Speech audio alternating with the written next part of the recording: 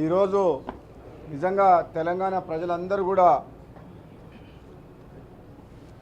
ప్రజాస్వామ్యాన్ని కూని చేసి రాజ్యాంగం ద్వారా మా శాసనసభ్యులకు కల్పించిన హక్కుల్ని కాలరాసే విధంగా మా సిఎల్పి లీడర్ బట్టి విక్రమార్క గారు పాయింట్ ఆఫ్ ఆర్డర్ లేవనెత్తినా సరే కనీసం స్పీకర్ స్థానంలో ఉన్న సభాపతి కన్నెత్తి చూడకుండా ఒక విధంగా చెప్పాలంటే రాజ్యాంగాన్ని అవమానించినట్టు 4 కోట్ల తెలంగాణ ప్రజలు ఆత్మగౌరవం కోసం తెలంగాణ తెచ్చుకుంటే అదే తెలంగాణలో ప్రజాస్వామ్యాన్ని కూని చేసి ఈ రాష్ట్ర ముఖ్యమంత్రి తెలంగాణ ప్రజల తరఫున మాట్లాడే ప్రయత్నం చేసిన తెలంగాణ శాసనసభ్యులు కాంగ్రెస్ పార్టీ శాసనసభ్యులందరినీ కూడా ఈ విధంగా అవమానపరచడం అనేది నిజంగా ఈ తెలంగాణ ప్రజలకు జరిగిన అవమానంగా భావించాలని చెప్పేసి కూడా నేను అంటూ రాను గత 8 సంవత్సరాలుగా మీ అందరికీ తెలుసు ప్రతిపక్ష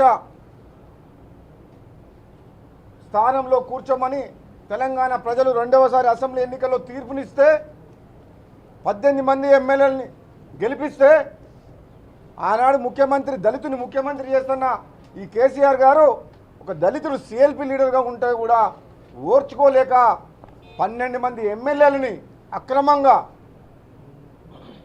వలవేసి ప్రలోభాలతోటి పదవులిచ్చి డబ్బులిచ్చి ప్రజాస్వామ్యాన్ని కూని చేసి ప్రతిపక్షం లేకుండా చేసి ప్రశ్నించే గొంతు లేకుండా చేసిండు. నిజంగా ఈరోజు ఎంత బాధ అనిపిస్తుందంటే గవర్నర్ గారి ప్రసంగం లేకుండా బడ్జెట్ సమావేశాలు మొదలవడం అనేది ఇది నిజంగా ఈ రాజ్యాంగం మారుస్తా అని అంటూ చూసినరా. నిజంగా ఈ తెలంగాణ రాష్ట్రమా తెలంగాణ రాజ్యమా? ముఖ్యమంత్రి కేసీఆర్ తెలంగాణ రాష్ట్రానికి ముఖ్యమంత్రి ఉండా లేదంటే తెలంగాణ రాజ్యానికి రాజుగా అనుకుంటుండా ఆయన తెలుస్తలేదు. ఇప్పుడున్న పరిస్థితి చూస్తుంటే మాత్రం ఈ ముఖ్యమంత్రికి ఈ ప్రభుత్వానికి రాజ్యాంగం మీద కానీ ప్రజాస్వామ్యం మీద కానీ ఏ మాత్రం గౌరవం లేదని చెప్పి ఈ రోజుతో తెలిసిపోయింది. నాకంటే ముందు మాట్లాడిన శ్రీధర్ బాబు గారు కానీ మా సిఎల్పి నాయకుడు బట్టి విక్రమార్క గారు కానీ చాలా క్లియర్గా చెప్పిండ్రు. శాసనసభ్యులుగా రాజ్యాంగం ద్వారా మాకు కలిగిన హక్కుల్ని కూడా కలరాసే ప్రయత్నం జరుగుతుంది. ఇంతకంటే ఘోరం ఎక్కడ లేదు భారతదేశంలో. కొట్లాడి తెచ్చుకున్న తెలంగాణ, 1000 మంది ఆత్మ బలిదానం చేసుకున్న తెలంగాణ ఎవరి పాలైందంటే కేసీఆర్ కుటుంబం పాలైంది.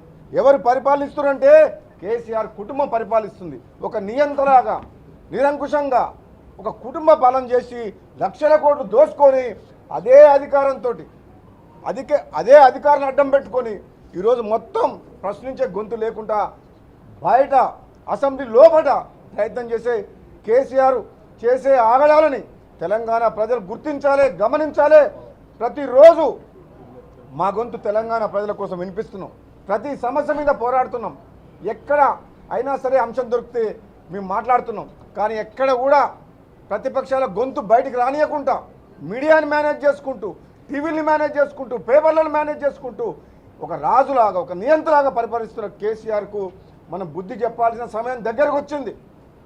రాష్ట్రం ఏదో ఉద్ధరించినా అని చెప్పి దేశం ఉద్ధరిస్తా అని చెప్పి బయలుదేరిన ముఖ్యమంత్రి కేసీఆర్ గారు 2 బెడ్రూమ్ల ఇల్లు కట్టిస్తున్న మనిషి ఇప్పటి వరకు ఒక ఇల్లు కట్టలేదు. 3 ఎకరాల స్థలం ఇస్తున్నాడు, ఉద్యోగాలు ఇస్తున్నాడు, ఎన్నో హామీలు ఇచ్చిన ఎన్నికల సందర్భంగా. ఇప్పుడు పోయి దేశం మారుస్తారంట, దేశానికి ఒక దిశ చూపిస్తారంట. తెలంగాణ రాష్ట్రం వచ్చిన తర్వాత ఎవరైతే ప్రజలు తెలంగాణ రాష్ట్రం వస్తే మా బతుకులు బాగుపడతాయి అనుకున్నారో ఇప్పటి వరకు వాళ్ళ కన్నీళ్ళు తుడవలేదు కదా, ఎటువంటి ప్రయోజనం లేదు. ఈ రోజు వరకు బంగారు తెలంగాణ కాదు కదా, కేసీఆర్ కుటుంబం బంగారు కుటుంబం అయింది తప్పితే తెలంగాణలో ఎవరికి కూడా మేలు జరగలేదు. అటువంటి కేసీఆర్ ఇప్పుడు ఆయన కొడుకును ముఖ్యమంత్రిని చేసి ఆయన దేశంలో ఢిల్లీలో ఉండాలని చెప్పి ఒక ప్రయత్నం ద్వారా ఏదో విమర్శించుకుంటా ఏదో కథలు చెప్తుంది తప్పితే తెలంగాణ ప్రజలందరూ కూడా దీన్ని గమనించాలి. రాబోయే రోజుల్లో ప్రజాస్వామ్యాన్ని కాపాడాలంటే ఈ ప్రభుత్వానికి ఈ ముఖ్యమంత్రికి బుద్ధి చెప్పాలని చెప్పేసి కూడా మీడియా ద్వారా నేను అందరినీ కోరుకుంటున్నాను. Thank you. హాయ్ ఫ్రెండ్స్, మా టుడే టుమారో యూట్యూబ్ ఛానల్ చూస్తున్నందుకు చాలా థ్యాంక్స్. మరిన్ని లేటెస్ట్ వీడియోస్ కోసం వెంటనే సబ్స్క్రైబ్ చేయండి. అలాగే ఈ బెల్ ని కూడా రింగ్ చేసేయండి. మా నోటిఫికేషన్స్ అన్ని మీ మొబైల్లో వస్తాయి. అలాగే మా వీడియోస్ మీకు నచ్చితే లైక్ చేయండి, షేర్ చేయండి, నచ్చకపోతే కామెంట్ చేయండి.